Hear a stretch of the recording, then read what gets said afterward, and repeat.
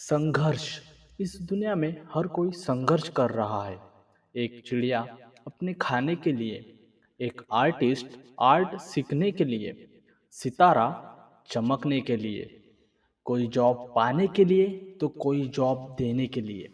ये दुनिया अपने आप में व्यस्त है। कोई रात भर जाग रहा है तो कोई दिन भर सो रहा है।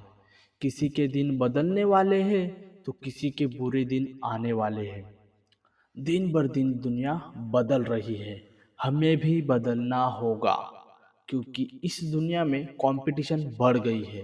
और अगर हमें इस दुनिया के साथ चलना है तो हमें भी दिन दुगनी और रात चौगनी करनी पड़ेगी। क्योंकि जितना कठिन संघर्ष होगा उतना ही उज्जवल भविष्य होगा। सोने को भी चमकने के लिए तपना पड़ता है। हम तो फिर भी इंसान है। ऐसे ही एक इंसान का संघर्ष के बारे में आज मैं आपको बताऊंगा।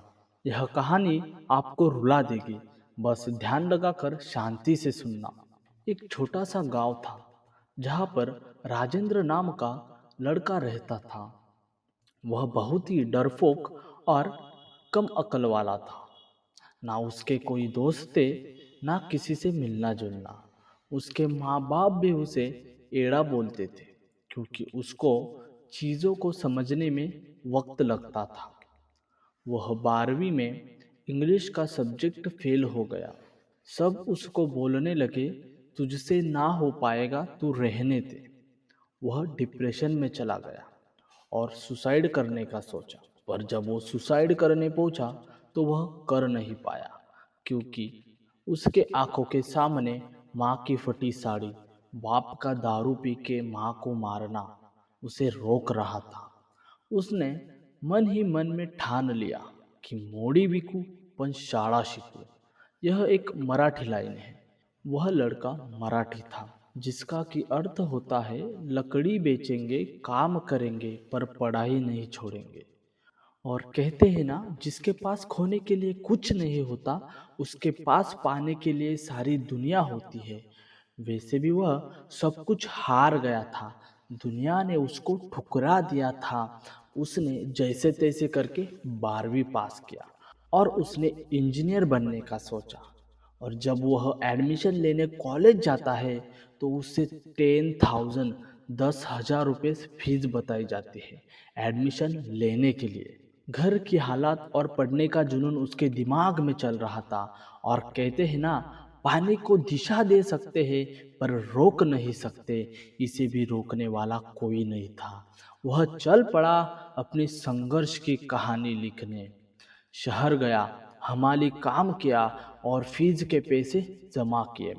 हॉस्टल अफोर्ड नहीं कर सकता था, इसीलिए वो अपने जीजा के घर से अप डाउन करने लगा। संडे को छुट्टी मिलती तो काम करने जाता, ताकि ट्रैवलिंग का खर्चा, आने जाने का खर्चा निकल जाए। बहन को सुबह जल्दी उठकर खाना ना बनाना पड़े, इसीलिए वो रात की रोटी और अचार टिफिन में ले जाता था। सुबह 6 बजे घर से निकलता तो रात को 7 बजे घर आता, क्योंकि कॉलेज बहुत ही दूर था। पर जिद थी, हार कैसे मानता। उसको यह तक पता नहीं था पेन ड्राइव होता क्या है। गांव का लड़का था, ना उसने टीवी देखा था, ना मोबाइल फोन। पर दिन बर दिन उसकी लाइफ की प्रॉब्लम बढ़ने लगी। फर्स्ट और सेकंड सेम में दोनों में दो दो तीन तीन सब्जेक्ट बैक। अब तो उसको खुद लगने लगा कि सच में नहीं हो पाएगा। वो गांव वापस जाने की सोचता है, पर उसके जीजा उसे ऐसा करने से रोकते हैं। वह उसको समझाते हैं, लोग हंसेंगे तेरे पे, तेरा मजाक उड़ाएंगे। अगर यह सब बीच में छोड़ के चला गया तो लोग तुझे डरपोक कहेंगे। तू तेरी खून पसीने की कमाई से पढ़ रहा है, उसको ऐसे ही व्यर्थ मत जाया कर। अच्छी लगन और मेहनत से पढ़ाई कर, सब अच्छा होगा। अब फाइनल ईयर आ गया। फाइनल ईयर में लैपटॉप की ज़रूरत थी, पर उसके पास लैपटॉप लेने के पैसे नहीं थे। मरता क्या ना करता। कॉलेज की छुट्टियों में जहाँ लड़के घूमने जाते हैं, वहाँ वो काम करने शहर गया। थोड़े बहुत पैसे जोड़कर उसने एक सेकेंड हैंड लैपटॉप खरीद लिया। आदमी के अंदर जिद होनी चाहिए, आग होनी चाहिए, रास्ता और मुश्किल का हल मिल जाता है। पर अगर इंसान आलसी है तो सब होके भी उसे धुंधला दिखता है। वह बस यही सोचता है, काश मेरे पास यह होता, काश मैं ऐसा कर पाता। यह काश ही है जो इंसान को आलसी बनाता है। राजेंद्र ने कॉलेज तो कंप्लीट कर लिया, पर जॉब ढूंढना मुश्किल था, क्योंकि उस जमाने में लिंक्डइन और नौकरी डॉट कॉम नहीं थे। पर एक दिन उसे इंटरव्यू का कॉल आता है और उसे हैदराबाद बुलाया जाता है। वो जैसे तैसे करके पैसों का अरेंजमेंट करता है और हैदराबाद जाने के लिए निकलता है। रास्ते में उसे भूख लगेगी, इसीलिए उसकी माँ उसको चटनी और रोटी बांध के देती है। जैसे ही वह हैदराबाद पहुंचता है, उसकी खुशी का अंदाजा नहीं रहता, क्योंकि उसको जॉब मिलने वाला था। पर उसके भाग्य में कुछ और ही लिखा था। उसकी खुशी ज्यादा देर टिकी नहीं। वह दिन भर उस एड्रेस को ढूंढता रहा, पैदल चलता रहा, पर उसको वह एड्रेस मिला नहीं। जब वह स्टेशन पर जाता सोने के लिए, तो आरपीएफ उसे डंडे मार के बाहर निकाल देते।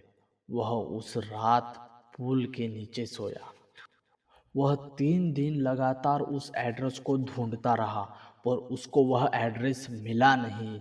उसने 3 दिन वह रोटी खाई जो माँ ने उसे बांध कर दी थी। वो खाना अफोर्ड नहीं कर सकता था, क्योंकि उसके पास सिर्फ जाने के पैसे थे।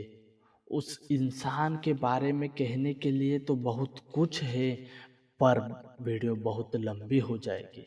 इतना काफ़ी है उस इंसान के बारे में बताने के लिए। और आज वह इंसान अमेरिका में एक बहुत बड़ी कंपनी में मैनेजर है और अपनी आलीशान लाइफ जी रहा है। कृष्ण भगवान कहते हैं, संघर्ष कभी इंसान को हारने नहीं देता और आलस कभी इंसान को जीतने नहीं देता। मुझे आशा है आपको यह स्टोरी बहुत ही अच्छी लगी होगी और आपके लाइफ में एक उत्साह आया होगा। उसी उत्साह से चैनल को सब्सक्राइब कर लीजिए और वीडियो को लाइक कर दीजिए। मिलते हैं नेक्स्ट वीडियो में।